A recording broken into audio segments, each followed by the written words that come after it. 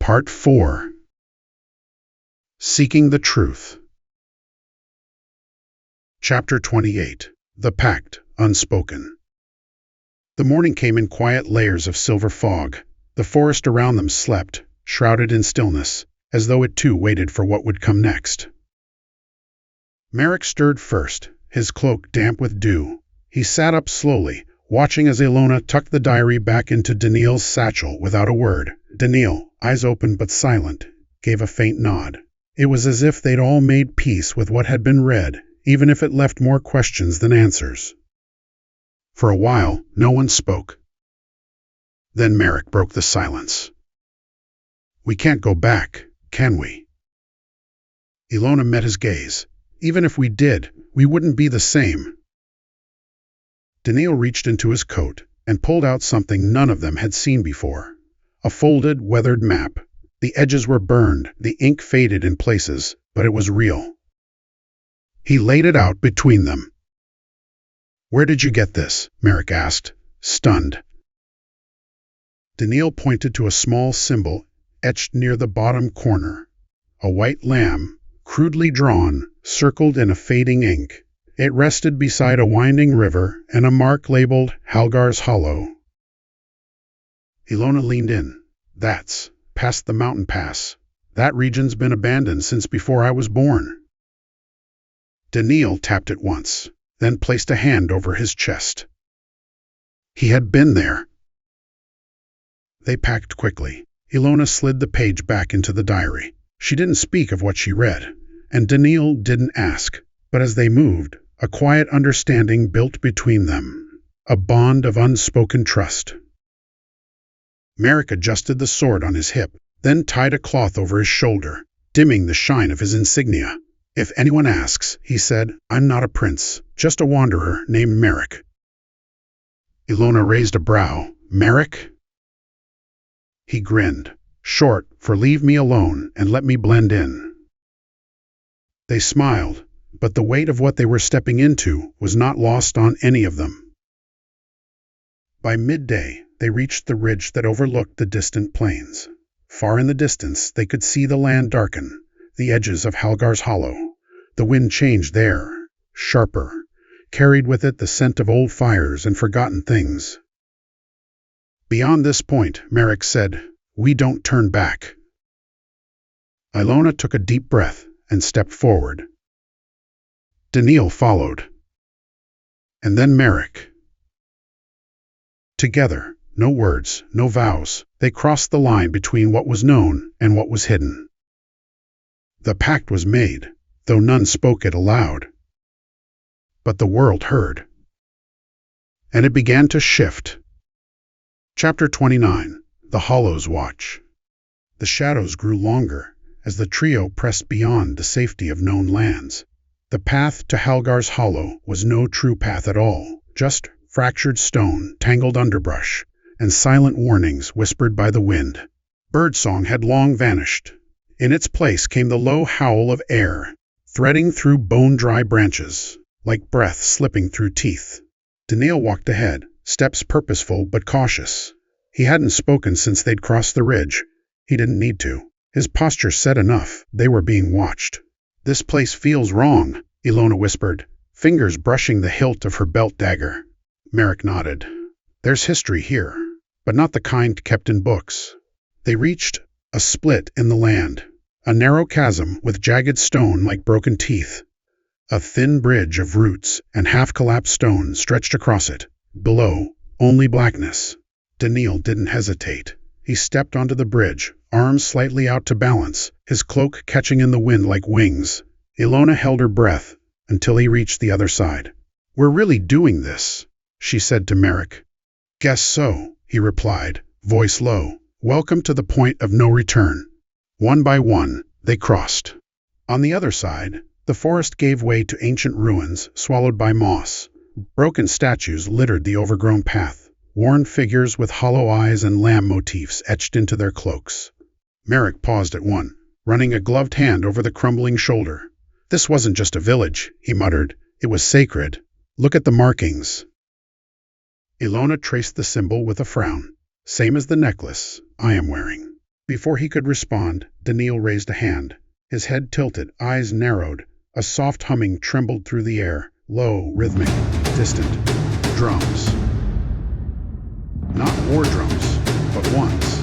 Ritualistic, faint enough to feel, not hear. Daniil crouched and gestured to the brush. They followed. Within moments, they reached a clearing lit by the red flicker of an unnatural fire. At its center, a stone altar surrounded by figures cloaked in ash-gray robes. None spoke. They simply circled slowly, hands raised as if offering something to the stone. Upon the altar lay a book, massive, chained, and pulsing faintly with golden light beneath its binding. Merrick drew breath sharply. "The Lamb's Chronicle," he whispered. "It can't be." Ilona gripped his arm. "You know what that is?" He nodded. "It's not just a book. It's the key to all of this."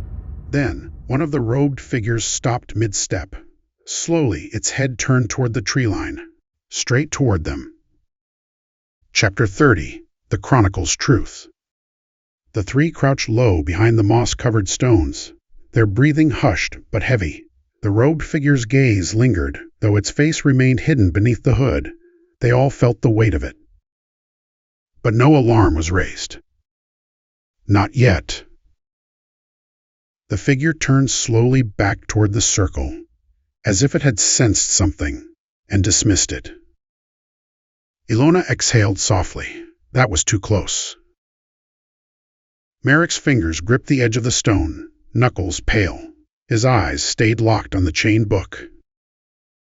"You called it the Lamb's Chronicle," Ilona whispered. "What is it?"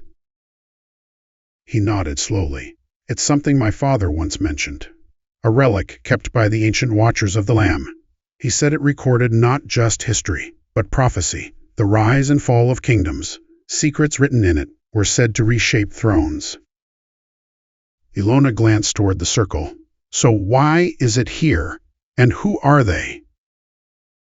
Daniil's gaze didn't waver. Slowly, he raised a single finger and pointed to the symbol etched onto the altar, a white lamb with eyes closed, surrounded by thorned vines. "It's the same," Merrick said, his voice suddenly distant. "That was on the gate beneath our castle, the one that's always locked." Ilona looked at him. "You've seen it?" "Once. I was 10. I asked my father what it was. He said it led to the place where the past was buried. I thought it meant tombs, but maybe he meant secrets." Daniil slowly pulled something from his coat, a page from a book unknown, old, with the same thorned lamb symbol. He handed it to Merrick.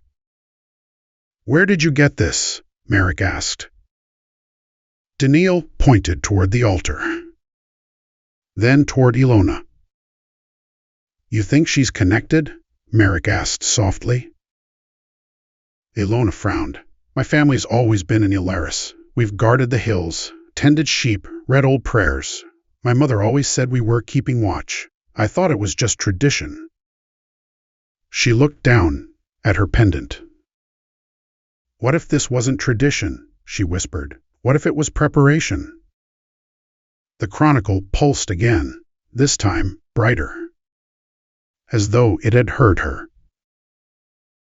Suddenly, one of the figures broke the circle and stepped toward the altar. Its voice, dry and brittle, echoed across the clearing. The chronicle stirs. The silence frays. "We are not alone here." The others stopped. Slowly, all hoods turned toward the trees. As the robed figures advanced, Daniil yanked both Ilona and Merrick backward into the shadows. There was no time to plan, only to move. They ducked low, disappearing into a hidden ridge along the forest's edge as the clearing behind them began to stir with chanting, the air thick with magic and memory. What they had seen, the chronicle, the cult, the symbol, confirmed what they feared. This was never just about myths. This was truth the world had buried. And now it was awake. Chapter 31. The Way Home. The journey back to the kingdom, and to Ilaris, was not quiet. The woods around them had changed, darker, more alert. It felt as if every tree knew what they carried, and every breeze whispered warnings to turn back. But they didn't. They walked for days, silent when they had to be, moving quickly when the path allowed. Daniil still didn't speak, not since the chanting began, not since the chronicle glowed. Ilona glanced at him often. His eyes were clearer now, sharper, like someone who had seen more than anyone should. "He knows something more," Merrick muttered one night as they camped by a dried-up stream bed. "And he's choosing not to say." Ilona looked at the sealed pouch in her satchel, the torn page from the diary. "Maybe he can't," she said. By the time the peaks of Merrick's kingdom pierced the horizon, the sun had started to set.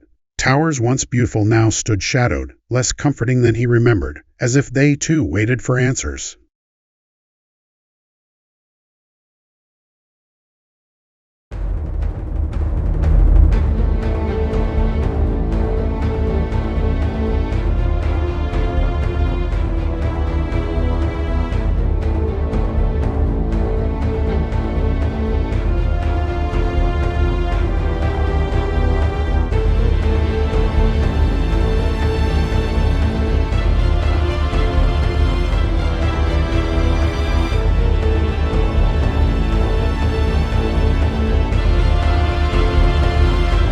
Epilogue, The Watcher in the Hollow. In a forgotten tower beyond the hills, an old man wrote on a scroll of silver thread, "The gate has opened. The lamb stirs." A strange white bird delivered a message. 3 names, Merrick, Ilona, and the Silent One. He looked out at the land as cloaked figures moved in the mist below. "Not all the players have revealed themselves," he murmured. The stars shifted. A wind echoed faintly. "The lamb remembers."